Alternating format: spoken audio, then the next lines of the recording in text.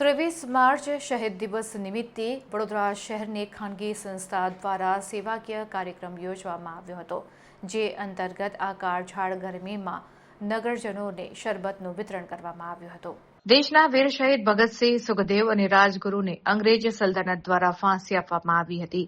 આ દિવસે દેશભરમાં વિવિધ કાર્યક્રમો આયોજિત કરવામાં આવ્યા હતા, જેના ભાગરૂપે વડોદરામાં સયાજી હોસ્પિટલ, કીર્તિ મંદિર નજીક શક્તિ પવાર અને તેમની ટીમ દ્વારા શરબત વિતરણ કરવાનો કાર્યક્રમ યોજવામાં આવ્યો હતો।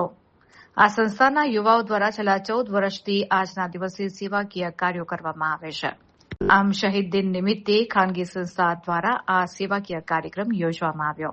આજે શહીદ ભગતસિંહ સુખદેવ રાજગુરુને 23 માર્ચ 1931માં ફાંસીની સજા આપી હતી, તો લોકોમાં અવેરનેસ આવે કે 23 તારીખે શહીદ દિવસ ગણાય છે, એ લોકોને ફાંસી આપી હતી। એના સંદર્ભમાં દર વર્ષે મેં લગભગ આજે મારે 14મું વર્ષ છે, મેં શરબત વિતરણનું કાર્યક્રમ રાખું છું।